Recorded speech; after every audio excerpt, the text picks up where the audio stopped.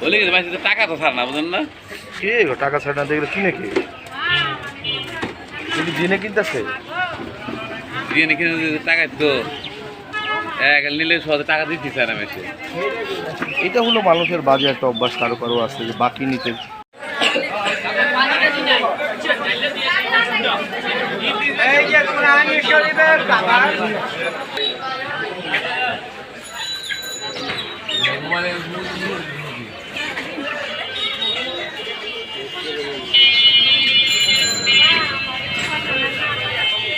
মুরগির দাম কেমন এবার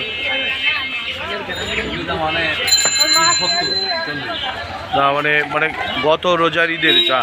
দাম ছিল তার থেকে এবার একটু কম না বেশি কম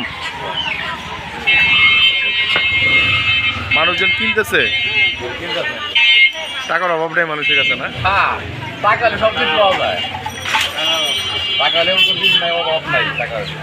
আসলে আমি তো দেখতেছি সবার কাছে টাকা সবাই কিনতেছে মনে সুখে বাজার সময় আরো কেনা লাগে আরো ধুম ধরে